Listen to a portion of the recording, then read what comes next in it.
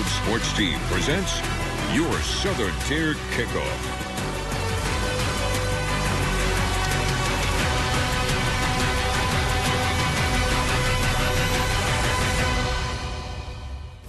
Good morning, and once again, thank you for starting your Saturday right here on the Southern Tier Kickoff Show. I'm Zach Grady, and the rest of the STK team will be joining us in just one moment. But we're going to start your Saturday off live. We are going to head to Grady Field, and we are getting ready for the 65th battle for the Cortaca Jug. 12 Sports' Keith Savage is live on the Cortland campus as we are just about 25 minutes away or so from kickoff of that game. Keith, what is that atmosphere like right now at Grady Field?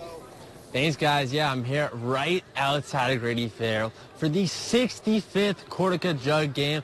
People, they're starting to walk in, get it loud and rowdy, but this game is in line to be an entertaining one. There's not been a back-to-back winner in the last 4 matchups. The Red Dragons, they're entering this game with a 21-game win streak, just been on fire. But Ithaca, they defeated them 2 years ago at Yankee Stadium when 2023.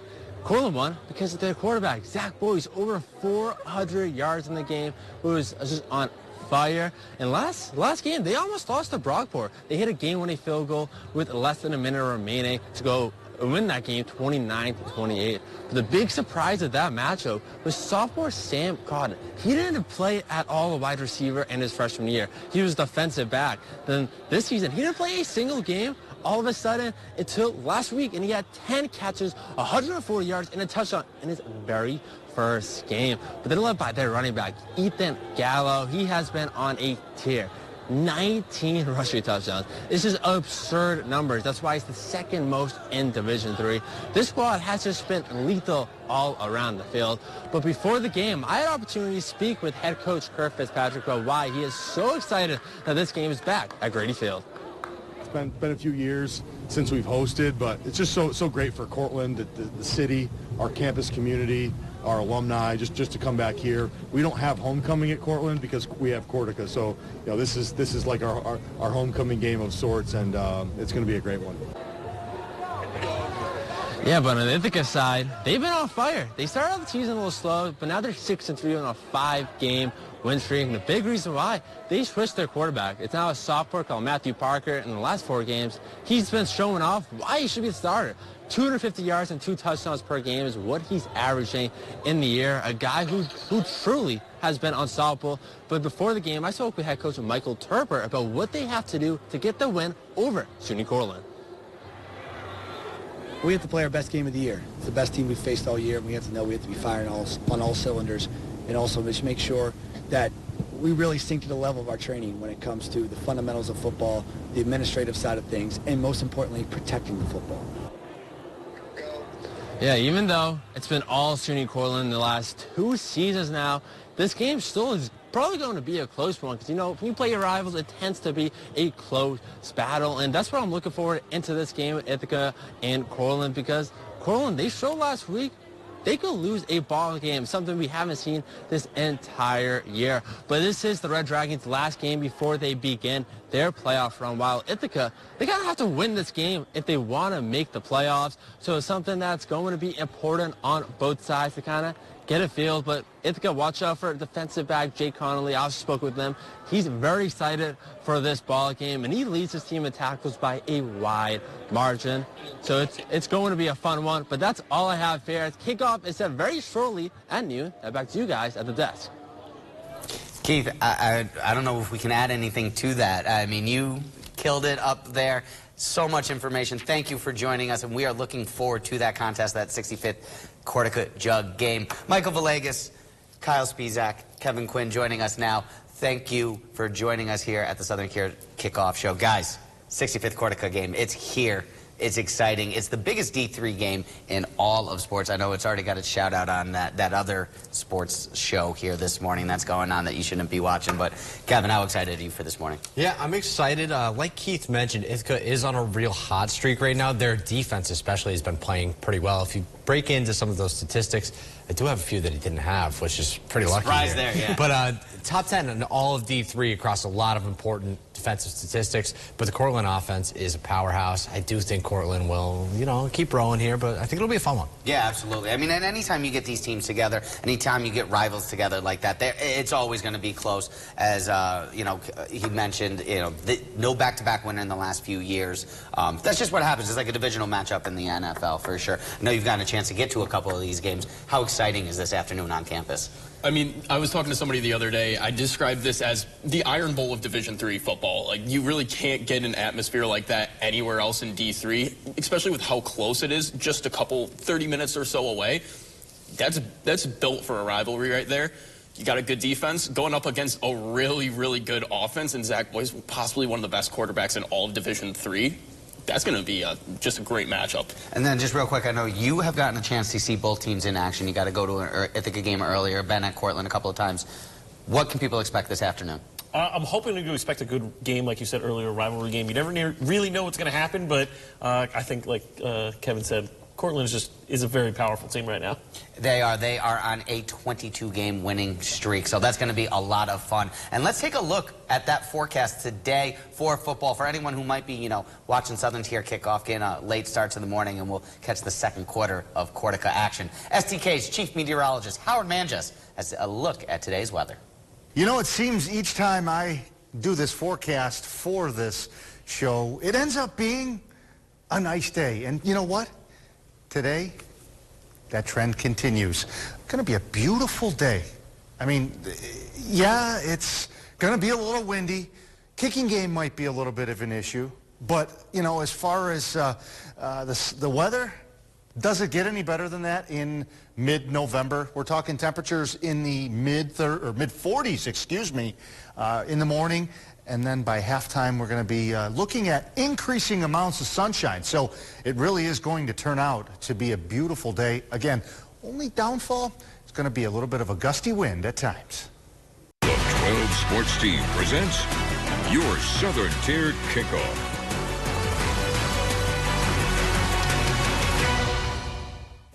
All right, well, the biggest game in D3 may be taking place just an hour from now. There are two big-time D1 games going on as well, including the number 4 team in the country, the Penn State Nittany Lions. We're looking to hand Purdue another loss, as the Boilermakers have not won a Big Ten game yet this season. Kyle, what can we expect this afternoon? Yeah, I mean, Penn State will make the trip to the Midwest, to Boilermaker country, this week as Purdue hosts Penn State in Week 12 of the college football season.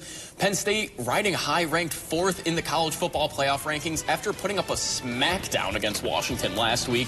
But now the Nittany Lions look towards a Purdue team that has been on the struggle bus all year, and they find this matchup their 3rd game against the top 5 opponent in their last 4 games for the Boilermakers.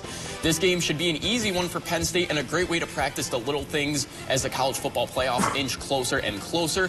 At the same time, though, Penn State can't overlook any opponents because one loss on the rest of their campaign, and they likely find themselves watching the playoffs from the couch. This week, Coach Franklin talked about how Penn State has been getting better at spreading the ball around and converting on 3rd down. It's kind of what I've been talking about from the beginning of the year. We want to get as many guys touches as possible. How do you do that? You be better on 3rd down. We were 7 of 7 on 3rd down, manageable 3rd down situations, and every time you're successful on 3rd down, you got a chance for at least 3 more plays. So, you know, when you're 7 of 7 on 3rd down in the first half, that's going to lead to good offense, and that's going to lead to more touches and more opportunities for different guys.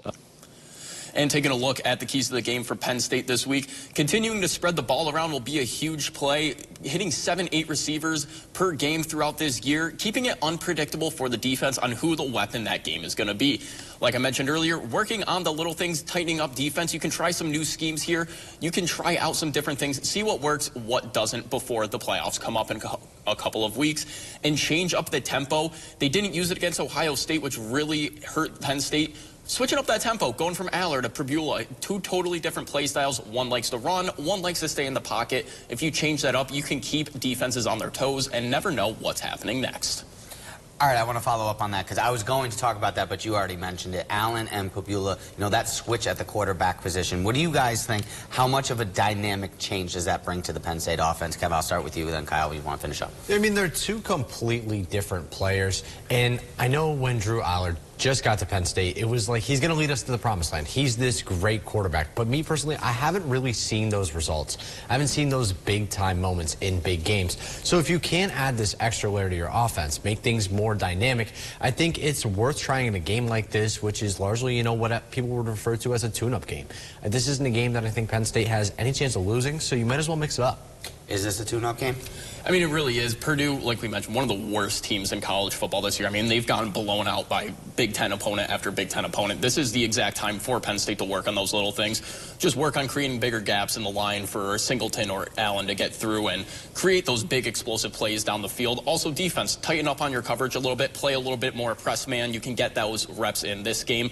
But the receivers, the big problem they had against a team like Ohio State, no separation at all whatsoever. Work on your break timing. Aller and the receivers break at the same time. This is where you really smooth out those wrinkles in the game and get ready for the thicker part of the season. All right, real quick, and I know that we talk about trap games and all that stuff and look-pass games or tune-up games. How many times have we seen Purdue beat a #2 in the country, Ohio State, at home when they shouldn't? Is this a chance that Penn State can get beat today? I don't think they'll get beat. I don't know if we're going to the picks just yet, but I don't. That spread at 28.5 is just humongous, Kevin. We were speaking here at the desk earlier about that, but for me, I don't think they're going to get beat. I don't think Purdue is a bad football team, just plain and simple. Penn State is the better team, so I think they're still going to win. Do I think it's going to be more than 30 points? No. All right, real quick, we'll go around. I am going to take Penn State. I have picked them, but as we're talking out here, I think I should have taken Purdue, but I got Penn State right now. I'll tell you why you're right, Zach. Purdue has played 3 top 10 opponents that are inside the top 10 right now. Notre Dame, Oregon, Ohio State. Their largest or smallest loss there, 35 points. So I think Penn State will cover today. And bouncing off what he said there, I mean, 35-point loss to Oregon. Yes, Oregon is also the best offense in the nation, in my personal opinion. This is also a Penn State team that Bowling Green kept it really, really close to them. 28.5 is way too much. Michael, real quick, who you got? I got Purdue covering. All right, Michael, and we're going to stay with you here real quick as well because I know we got Syracuse coming up on the slate. Cuse headed to the West Coast to take on California. What can we expect on the West Coast there in Cali Love? Well, first, before we go to Cal, we have to look at what happened against Boston College. As we head to Syracuse, the Orange gave up 313 rushing yards, 2 different running backs, over 100 yards rushing. Jordan McDonald had 15 rushes for 137 yards. Kai Robichaud had 28 attempts for 198 yards, 2 yards shy of 200. Boston College only had 65 yards passing. Kyle McCord went 31 for 48 for 392 yards, 2 touchdowns. LaQuinn Allen, 16 rushes, 51 yards for 2 touchdowns. Syracuse still somehow stayed in this one as they came down to the last couple plays to decide it. Boston College took it, though, with the Syracuse losing 37-31. Here's what Coach Fran Brown had to say after the loss. It was embarrassing. I felt as though we put the defensive line in bad situations. They came out and they just outcoached us, and they was able to expose what we were doing defensively.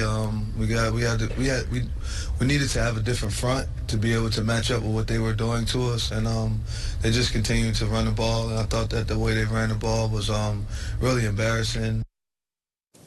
And with that, we head to the keys of the game for the Syracuse Orange. First one is going to be figure out the offensive line. Shoring up that offensive line, they had some injuries in Boston College that they moved some guys around up front, but they need to protect Kyle McCord if they want a chance to win. Second, they need to obviously get the run defense figured out. Tackling has been inconsistent for the Orange, and after giving up over 300 yards rushing, they can't let that happen. Again, lastly, McCord will have a tough matchup against a good Cal secondary. Noel Williams leads the nation with 7 interceptions, tied for 5th with 12 pass breakups, so he'll have a tough day against a Cal defensive back team. All right, we're going to get right into it. Kevin, what do you think? Do they cover the 10? Do they get the win? Or is this the end of Syracuse kind of relevancy here at the top of the ACC standings and nationally? Yeah, 3-part answer here. Yes, they win. Yes, they cover this 10. And yes, Fran Brown will get to shower this week. Kyle, what you think? I mean, this is a Cal team that we did see play really, really good against Miami, but Miami's also showed major cracks in their armor multiple times against weaker teams throughout the year. I think this is a team in Syracuse, they can pull together offensively. Defense has been the big struggle this year, but I'm going to take them covering that 10-point spread. All right, you talked about some of those keys to the game and, you know, whether or not Fran is able to instill some of the things that he's put in from day one to day now. I know you were up there for day one. Has this team shown improvement? Do you think the Fran Brown era has shown some progress? I do, and I think it's in a different way than everyone expects. It's not going to be by wins. In my opinion, it's going to be by the losses. Coach Fran Brown, with his integrity and his just fortitude, I think is the better word for it. I think that he's going to learn from every single lesson. He admitted he got outcoached. That was one of the keys of the game that we said he can't get outcoached by Bill O'Brien in Boston College. He said, hey, I did. You know, he's been coaching for this long. I've been coaching since 2013. It's 2024. So only a couple of years. I think with every learning lesson, he's going to improve. So yes, it might not be in wins, but I think he's going to improve. All right, just real quick, we'll go around the current one-word answer. I got Cuse. Who you got? I got Cuse. Cuse. I got Cal. All right. You're the Cuse alum. I know. I got Cal, though. They're getting injuries. All right. And we'll take a look at some other action going on around the tier this afternoon. Kevin, what we got? Yeah, so this afternoon for teams in our area, we'll start off with Cornell with a big home Ivy League matchup with Dartmouth. Then we're kicking off at 1 p.m. The Hardwick Hawks will make the in-state road trip to Morrisville as they search for another win. Kickoff for that one at noon. And the Colgate Red Raiders hitting the road for a trip down to the Keystone State. They'll play at Lehigh at 1 p.m. All right, don't go anywhere. We are back after this break with all of our picks at the end of the Southern Tier Kickoff. 12 Sports Team presents your Southern Tier Kickoff.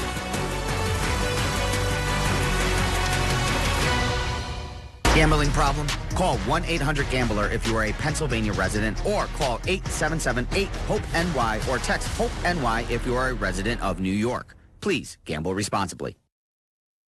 All right, real quick, let's take a look at the standings as Connor Thompson still sits atop one game above myself. Our producer, Aaron Smith, in third place with the bronze, and then the rest of the STK team fighting for that fourth spot. Well, let's get right into our games for today as well. We start with an ACC matchup. Clemson headed to Pitt. The Tigers an 11.5-point dog against Panthers. I am going to go ahead and take the Tigers. I think they're going to be undervalued. They've been undervalued, and before we know it, they might be the spot and at the top of the ACC in the college football playoff. I'll take Clemson. Who you got? Yeah, I'm going to take Clemson as well. They started off a little slow, have been playing very well as of late. Pitt has been missing their starting quarterback for the past few weeks and have really struggled without him. Game time decision today. We'll have to look to see what happens on that front, but let's go with the Tigers. And I'm going with Clemson as well. I mean, throughout this season, they had a rough start. Yeah, they also played Georgia the first game of the year. After that, Cade Klubnik and the offense, they went crazy. They were putting up 59 points, 40 points, 29. They were 49 again. They went on a complete hot streak. And I think they're going to continue that going. This is still a great Clemson offense. Yeah, absolutely. I agree. It's a straight flush here. I'm going Clemson as well, and I agree with Kyle. Clay Klubnik has stepped it up this season. In a Pitt who has some injuries issues, I'm going Clemson. And you mentioned Miami struggles. Like I said, we don't be surprised if you see Clemson in the CFP when it's all said and done. I'd have to agree with you. Yeah, we move on now. Missouri and South Carolina, a little SEC matchup. As Mizzou is still ranked at this point, we'll head to South Carolina to take on the Gamecocks, -14 there. Listen, every single metric in this matchup, every single reason tells me I should take South Carolina. They should dominate, and because of that, I'm going to take Mizzou. I don't know why. I think Mizzou, people have been trying to kick them out of the top 25. They're not going to do it this week. I got Mizzou. Yeah, I want to take South Carolina here. I think the teams are pretty evenly matched, but, you know, let's go Gamecocks. You're not trusting Beamer ball, man. You got to trust the Beamer ball. Put on the sports goggles. Lenore Sellers, he's been fantastic this year as a freshman. That defense has looked great for South Carolina, too. They've had a real hard schedule this season, but they've been able to prove that test. They kept Bama really close, and Bama has a fantastic offense. I'm going with the Gamecocks. You got to roll with them here. I think they're too solid. Listen, you're right in every form and function of the way, and that's why I'm taking Mizzou, because normally I would always take the Gamecocks here, and I will always lose my money in doing so. So I'm just not trying to do that today. Who you like? I'm taking Mizzou as well. This one was probably one of the tougher ones in this pick'em. So, but I'm going Mizzou. They're still ranked. South Carolina may give them a run for money. The under 14 spread for South Carolina is what made me go to Missouri. Plus, my buddy Michael Imami went to Missouri, and he'd hate that I would choose against them. So. I hope he's watching if you got the shout out. So, all right, real quick, we're going to go 10 Tennessee, Georgia. This is the game of the day, obviously. You have Georgia minus 9.5 at home. And this is the thing. At home, there has not been a big game for Georgia. There hasn't been a ranked matchup for Georgia at home in over a year. There hasn't been a time that Georgia has been out of the top 12 or out of the CFP during Kirby Smart's era. Athens has been waiting for a big game, and this is it. I'm taking Georgia. Yeah, I'm going to take Tennessee here, Zach. And the reason why is we saw Georgia with their first loss to an opponent that wasn't Alabama in a very, very long time yesterday. I think that blows this whole aura away from this team. Let's go with the Vols. I'm going to throw a quick couple stats to you. Yamale Ava, supposed to come back from concussion protocol, play this week. Carson Beck, 14 interceptions over the last 6 weeks, or 6 games. Offensive line for Georgia, been absolutely horrible. Tennessee's defense, top 5 scoring defense in the nation, top defense in the nation. They're going to beat a Georgia offense that hasn't been able to get anything going. Who you got? Oh, we're going Tennessee. Go Vols. I'm going Tennessee as well. Georgia has shown cracks, so I'm going to take Tennessee. Okay, Georgia's making the CFP, and they can't lose today, so that's why I think they're going to win. But we are going to also pick Arizona and Kansas State. That is up on our website, the WBNG 12 homepage. Make sure you check that out, as rest of the picks from Aaron and Keith and Connor. And we thank you once again for joining us. Hope you have fun at Cortaca, and we'll see you next week on the Southern Tier Kickoff.